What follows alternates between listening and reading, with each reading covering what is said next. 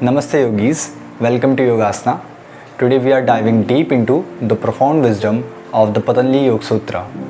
This ancient text is the cornerstone of classical yoga and offer timeless guidance for achieving mental clarity and inner peace.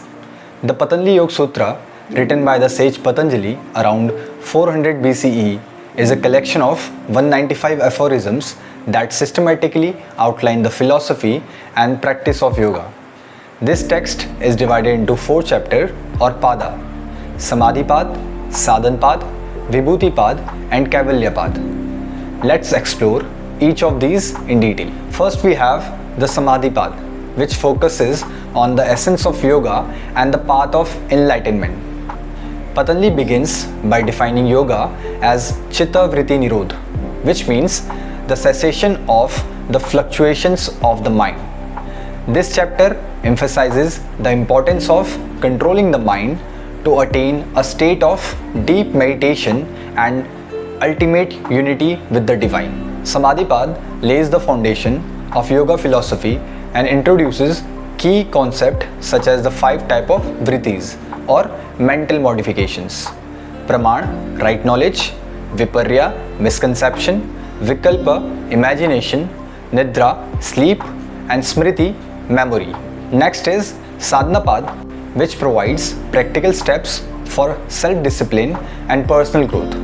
This chapter outlines the practice of Kriya Yoga, which include Tapa, austerity; Swadhyaya, self-study; and Ishwar Pranidhan, devotion to the divine. Sadhana Pad also delves into the concept of Klesha or obstacles, which includes ignorance, ego, attachment, aversion and fear of death. Overcoming these obstacles is crucial for spiritual progress. In Sadhana Pad, Patanjali also introduces the 8 limbs of yoga or Ashtanga Yoga. These limbs are Yama, moral codes; Niyama, observance; Asana, posture; Pranayam, breath control; Pratyahar, withdrawal of senses; Dharana, concentration; Dhyana, meditation; and Samadhi, absorption or enlightenment. These steps provides a comprehensive framework for living a yogic life. The 3rd chapter, Vibhuti Pad, explores the supernormal power or siddhis that can be achieved through advanced practice.